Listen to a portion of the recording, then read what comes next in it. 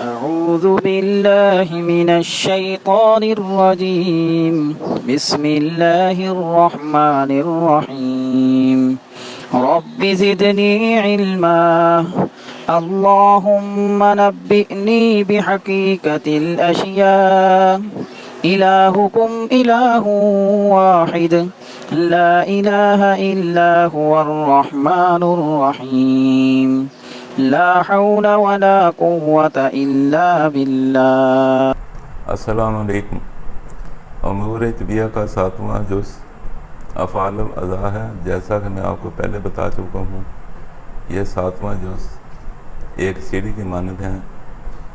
ہر نچلا درجہ اپنے سے اوپری درجہ کے لیے بنیاد کا کام کرتا ہے، اپنے سے نچلے درجہ سے غذا حاصل کرتا ہے اور اپنے سے اوپری درجہ کو غذا فراہم کرتا ہے۔ امور طبیعہ کے ہر جز کی اپنی اہمیت ہے، لیکن یہ سب بگیڑا ہے کس لیے؟ صرف اور صرف زندگی کے افعال کے لیے۔ زندگی کے وہ افعال جن سے اس دنیا کی رونق تغدو اور اس دنیا کا حسن قائم ہے۔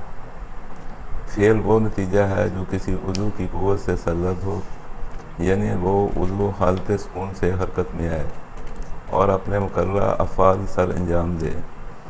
انسانی جسم کا ہر فعل کسی عضو کی قوت سے سرزد ہوتا ہے اور انسانی جسم کی ہر قوت فاعلہ ہے، چاہے اس کی حرکت ہمیں بظاہر نظر آئے یا نہ آئے۔ نفوس اور ارواح بھی اجسام سے متعلق ہیں اور یہ اجسام کے افعال ارادیہ کا سرچشمہ ہیں۔ افعال کی 2 اقسام ہیں، مفرد افعال اور مرکب افعال۔ افعال مفرد وہ افعال ہیں جو کسی ایک ہی قوت سے صادر ہوں، جیسے احساس کرنا جو صرف احساس کا کام ہے، یا حرکت کرنا جو صرف عضلات کا کام ہے۔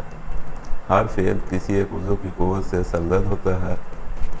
ہر حرکت قلب و عضلات یعنی مسکولر ٹشو کی قوتوں کا نتیجہ ہے۔ اعضاء بدن کا تغذیہ غدد و جگر کا کام ہے اور ہر طرح کا احساس اعصاب اور دماغ کا فعل ہے۔ ان میں سے ہر عضو اپنی ذاتی حیثیت میں مفرداً افعال سر انجام دیتا ہے۔ افعال مرکبہ وہ افعال ہیں جو ایک سے زیادہ قوتوں سے مل کر انجام پائیں۔ افعال کو سمجھنے کے لیے قوہ کا پورا ادراک کر لینا چاہیے۔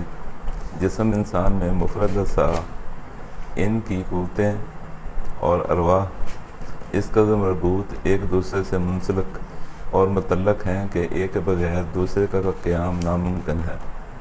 بدن کے افعال کے لیے ہر قوت کو اپنا کام کرنے کے لیے دوسری قوت کا تعاون اور مدد درکار ہوتا ہے۔ اس لیے تمام افعال جو بدن میں صادر ہوتے ہیں وہ سب مرکب افعال ہوتے ہیں۔ یہ تمام افعال اس قدر خودکار ہیں کہ ہم ان کے مفرد صدور کا پوری طرح سے شعور بھی نہیں رکھتے۔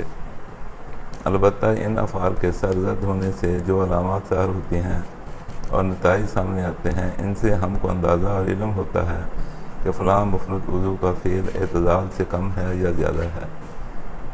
بس انہی افعال کی کمی بیشی کا نام قوت و ضعف ہے اور وجود انسان میں زندگی کی علامت یہی افعال ہیں۔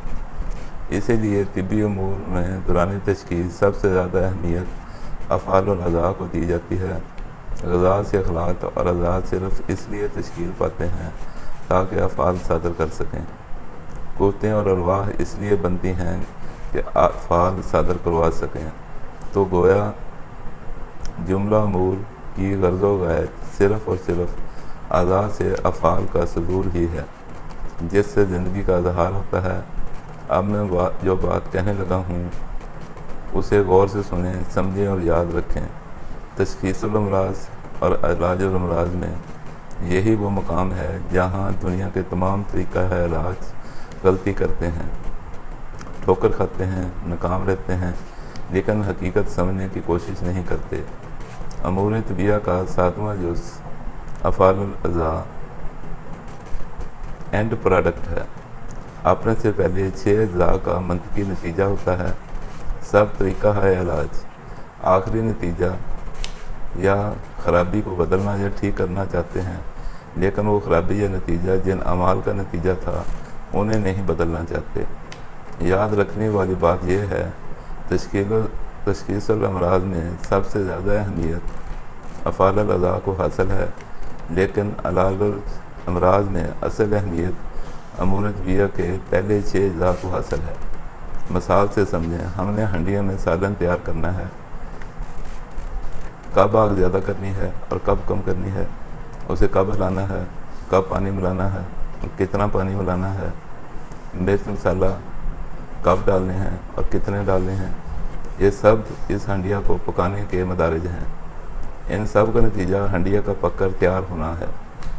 وہ سالن کھانے کے قابل ہے یا نہیں، وہ صحت کو فائدہ دے گا یا نقصان، اس پکے ہوئے سالن کا معیار کیا ہے، اس کا تمام تر انحصار پکانے کے دوران ہمارے اعمال پر ہے۔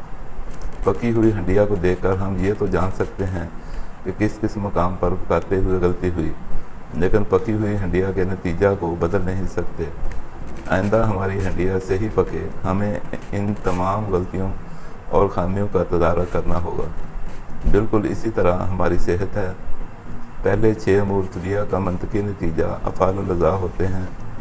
امور طبیہ کے 7ویں جز افعال الاعضاء سے تشخیص میں مدد لے سکتے ہیں، لیکن علاج کے لیے امور طبیہ کے پہلے 6 مدارج کو درست کرنا ہوگا۔ اسی راز میں طب کی جان ہے، اور طب کے پاس یہی وہ ہتھیار ہے جس کا مقابلہ دنیا کی کوئی سائنس نہیں کر سکتی، اور اسی کو حاصل کرنے کے لیے معالجین طب مریضوں کو پرہیز بتاتے ہیں۔ اگر بتایا گیا پرہیز قوانین و ضوابط کے مطابق ہو تو نتیجہ 100%، ورنہ مکھی پر مکھی مارنے یا ترلا مارنے سے مسائل حل نہیں ہوتے۔ جاننا چاہیے کہ انسانی اعضاء ٹیشو سے مرکب ہیں، اور ٹیشوز خلیات کے مجموعے ہیں۔ خلیہ ایک حیوانی ذرہ ہے جو اپنے اندر زندگی کے تمام ضروری افعال رکھتا ہے۔ خلیہ اپنے مفرد اعضاء میں بالکل آزاد ہے، مگر ایک ہی قسم کے خلیات مل کر ایک مخصوص نسیج یعنی ٹیشو بناتے ہیں، اور وہ اپنے خاص قسم کے افعال میں ایک دوسرے سے پوری مطابقت رکھتے ہیں۔ یہ مفرد اعضاء پورے بدن میں پھیلے ہوتے ہیں، اس لیے جب کسی ایک مفرد عضو میں تیزی یا سستی پیدا ہوگی تو اس کی تیزی یا سستی کا اثر پورے بدن میں پھیلے گا، پورے متعلقہ ٹیشو پر ہوگا۔ مثلاً اگر مفرد عضو اعصاب کے فعل میں تیزی آتی ہے تو اس کا اثر بدن کے جملہ اعصاب پر یکساں ہوگا۔ اسی طرح اگر مفرد عضو عضلات کے فعل میں تیزی یا ضعف پیدا ہوگا تو بدن کے ہر عضلہ اور پوری عضلی نسیج اس سے متاثر ہوگی۔ بالکل اسی طرح اگر مفرد عضو غدد کا فعل متاثر ہوتا ہے تو پورے بدن کی غدی نسیج پر اثر انداز ہوگا۔ اب چونکہ تمام اعضاء بدن انہی انسجا سے مرکب ہیں، اس لیے اعضاء کے افعال بھی مرکب طور پر صادق ہوں گے۔ زندہ جسم میں یہ افعال ہر حال میں سرزد ہوتے ہیں، تاہم مفرد اعضاء کے مختلف اندرونی تغیرات کے سبب ان افعال میں کمی بیشی ہوتی رہتی ہے، اور مفرد اعضاء پر وارد ہونے والا ہر تغیر مرکب اعضاء کے افعال کو بھی لازماً متاثر کرتا ہے۔ یہی وہ طریقہ ہے جس سے انسانی جسم میں امیونٹی کو بڑھایا جا سکتا ہے، وباؤں اور بیماریوں سے لڑنے اور حفاظتی نظام کو طاقتور بنایا جا سکتا ہے۔ اب آپ کو بتاتے ہیں عملی طور پر یہ سب کچھ جسم میں کیسے ہوتا ہے۔ افعال الاعضاء کو سمجھنے کے لیے افعال کلیہ سے آگاہی لازمی ہے۔ ہماری غذا کے تمام کارآمد جوہر مختلف ہضوم اور استحالاتی مراحل سے گزرنے کے بعد اتنی لطیف سیال شکل اختیار کر لیتے ہیں کہ وہ خلیات کی انتہائی مہین جالدار جھلی میں سے جھلی جسے سیل کی آؤٹر میمبرین کہتے ہیں سے گزر کر خلیات کی غذا بن سکیں، اور یہ خون سے شبنمی قطرات کی شکل میں اعضاء پر گرتے ہیں اور بین الخلیاتی خلاؤں میں غذائی ذخیرہ کی شکل میں موجود رہتے ہیں۔ اس غذائی ذخیرے سے خلیات اپنی ضرورت کے مطابق متعلقہ غذائی مادے جذب کر لیتے ہیں۔ کوئی غیر متعلقہ مواد غشاء خلیہ کی صلاحیت نفوذ کے خلاف اس کو پار کر کے خلیے کے اندر نہیں جا سکتا۔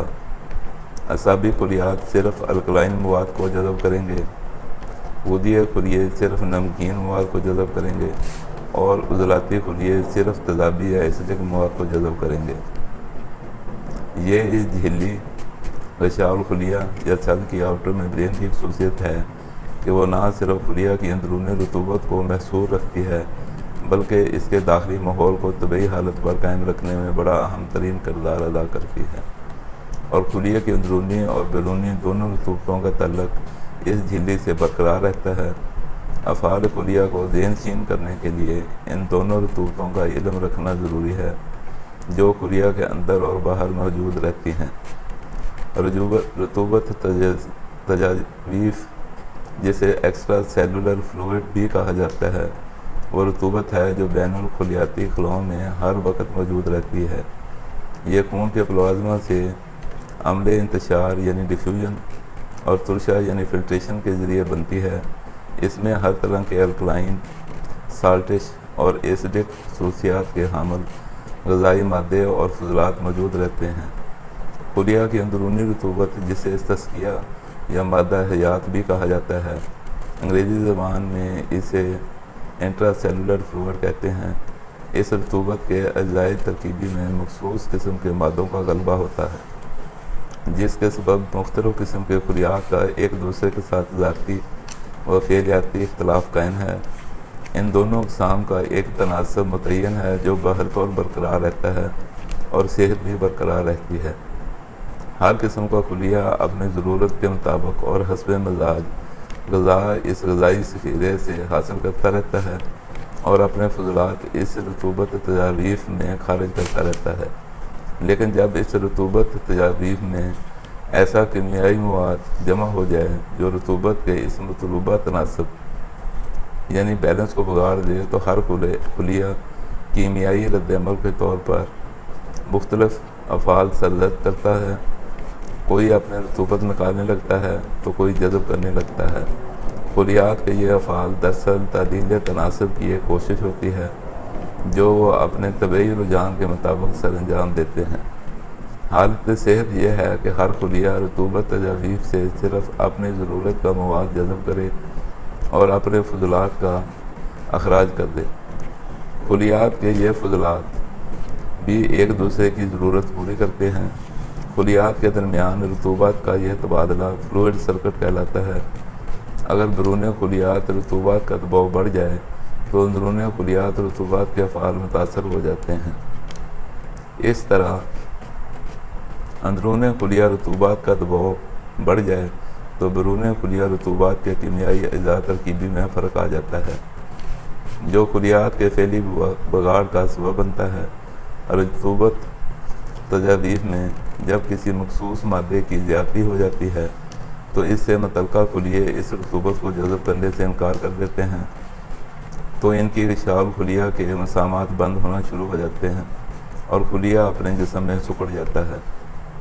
تو دوسری قسم کے خلیات بغرض تعلیل اپنے رطوبات نکالنا شروع کر دیتے ہیں اور رطوبات تجاویف میں ملا کر رطوباتی مساوات کو بحال کرنے کی کوشش شروع کر دیتے ہیں۔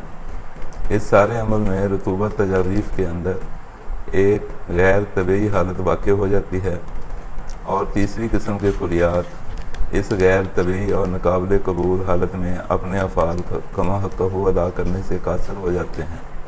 یہ سارا عمل کیمیائی طور پر وقوع پذیر ہوتا ہے اور پھر اس عمل کا ایک رد عمل بھی لازمی طور پر ظاہر ہوتا ہے۔